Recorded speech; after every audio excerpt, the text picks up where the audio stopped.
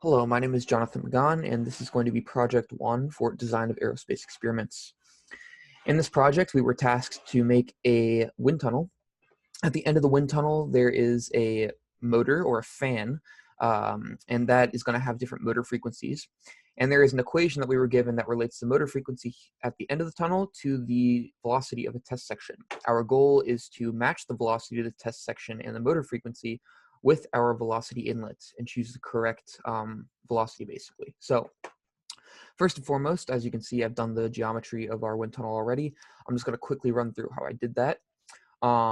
So for the lines, you just want to make, for the settling chamber, you just want to make a huge rectangle with your lines, basically.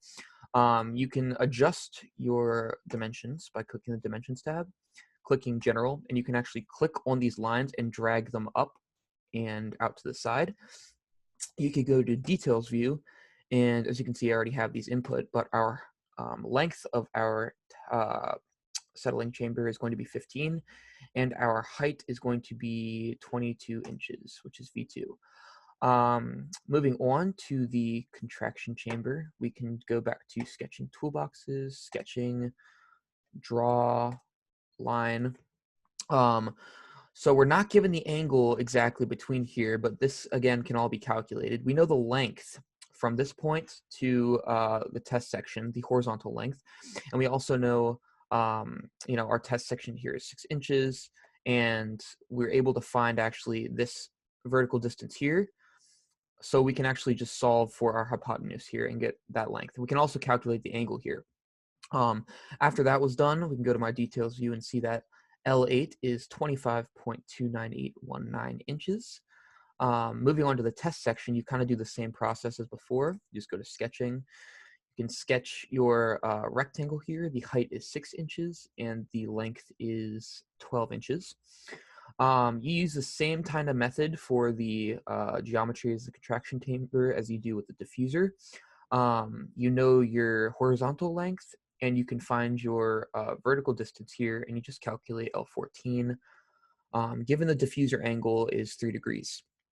And we can go back to details view and see that our V17, our height of our diffusing chamber is, or our diffuser is 10.4 inches, and our L14, our length of that hypotenuse to our diffuser is 42.058 inches. Once you have all this geometry down, you're going to go to Concept. You're going to go to Surfaces from Sketches. You're going to click that, and let me go back over here.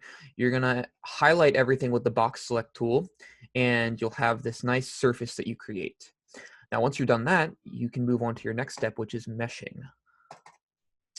Now, in this meshing screen, let me make sure I'm sharing that correctly. Okay, perfect. I've already done the mesh, which you can see here.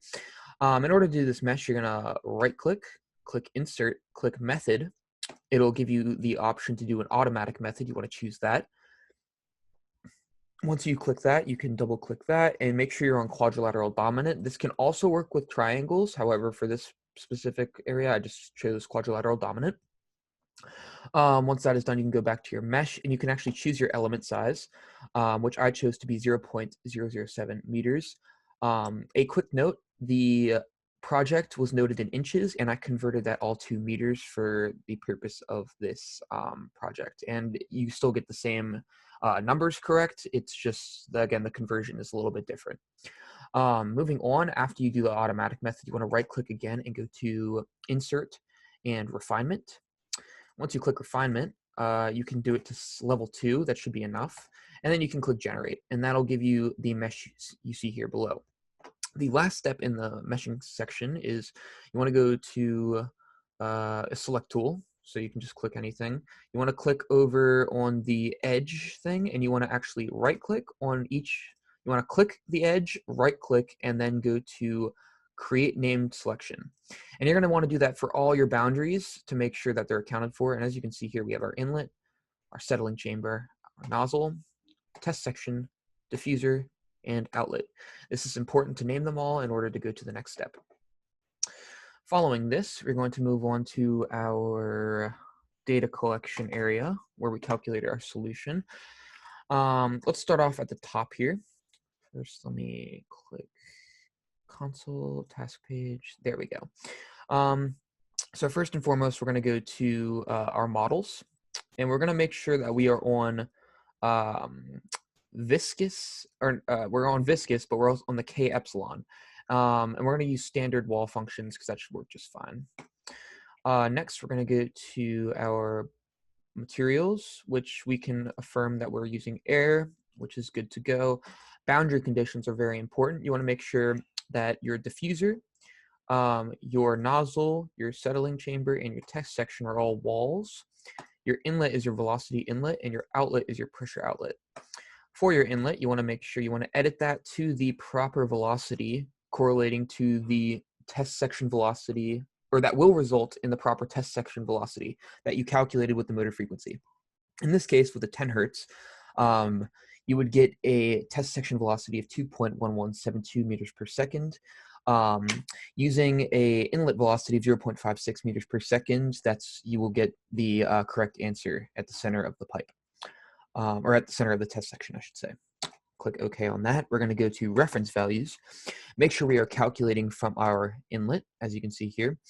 Velocity should change to what you input initially. Density should be 1.225 at sea level. Next, you want to go to the initialization, hybrid initialization. Click the initialize button. Once that is complete, go to calculations. You only really need about 200 iterations for this specific wind tunnel, but 500 just in case it goes over. You're going to click calculate, and then you are good to go. Now, the next part is going to just be about analyzing results. I've already completed all the graphs for this first part of the project, and I will show you how I get the general trend here. First and foremost, we want to go to our contours, actually, just so we can make sure our graphics look correct. So we're going to click on contour. You want to name your contour. You want to do the contour of velocity, the velocity of magnitude, and then you want to highlight everything here, basically, except for I already have a couple lines in here because I had to add some geometry. Let me get out of that really quick. You only want to highlight the things that are important, like the diffuser, inlet, nozzle, outlet, interior surface body, settling chamber, and test section. You want to highlight those, and then you will be good to go. Close. And then once you do that, you can see that I've got the different contours here, save and display. This is the velocity contour. We have our total pressure, which you can see, again, it stays constant relatively throughout. Our dynamic pressure, save and display, correlates to the velocity, so we can see a similar contour to that of our velocity. Static pressure, save and display. As you can see, static pressure and velocity are inversely correlated. So as we have a higher velocity, our static pressure is going to go down. So once you have those contours, you can then move to your XY plots. On your XY plots, it is very important that you use a line because you're plotting along 5 different lines for this project specifically. You're going to want to plot along your center line through the middle of the tunnel. You're going to want to plot at the center vertical line of the settling chamber, the center vertical line of the contraction chamber, the center vertical line of the test section, and the center vertical line of the diffuser. In order to do this, you have to basically set this up as a whole coordinate system and input your points properly. And to do that, you're going to want to go to surfaces. You're going to right click, you're going to go to new, and you're going to click line.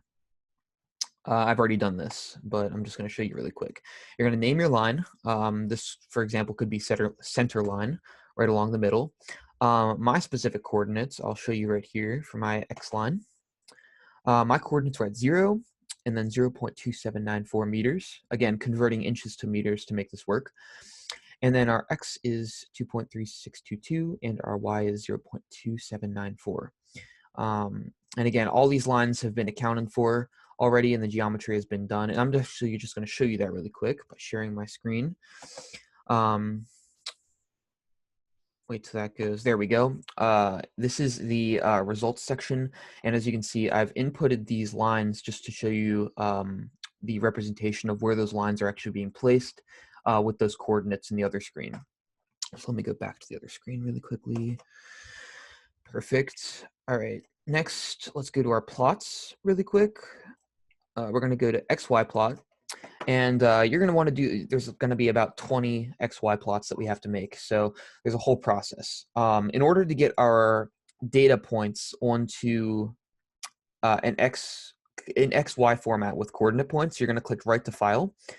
You're going to name your plot to whatever you want it. There's going to be different things we're going to be calculating. We're going to be calculating velocity, static pressure, total pressure, and dynamic pressure. Static pressure is here, dynamic pressure is here, total pressure is here. I don't know what that was. Next, you want to make sure you choose the proper line that you're going to be plotting against. So this is my center line. And then you can click right, and that'll basically give you the option to save your XY points. If you would like to see your data displayed, you just click right to file and click save and plot. And that will actually be shown to you. So I'm going to actually pull mine up that I've already done. Here we are. This is the line we have here. And again, you can export this data in the method I just showed. So you basically want to repeat this graph for each of the different total pressure and different pressures and velocities, excuse me. So that'll be total pressure. This will be static pressure. And this will be dynamic pressure. And then I'll just show you really quickly the settling chamber that I did, showing you that the coordinates look correct. Here we have like a little, it looks like, it's hard to see. This is the curve length on the bottom. So from the top of the chamber to the bottom of the chamber. And as you can see, we have this kind of parabolic type shape. It's typical of what you would see in a wind tunnel. Close static pressure in the settling chamber. Total pressure in the settling chamber. And the dynamic pressure in the settling chamber. And again, you just want to repeat this for each of these graphs so you have your data and it can be formatted in Excel properly, because these graphs are good. However, you want to have your best representation possible.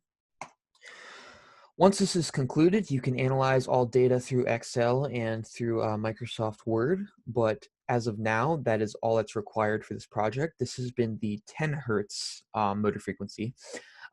The process will be the same following the 20, 30, 40, and 50 Hertz motor frequencies, except your graphs will be altering a little bit and you will have to change your inlet velocity, which again can be found with the formula given on the Project 1 sheet. So I believe that is it. So I'm going to conclude that video. Thank you for watching, and I will see you in the next project.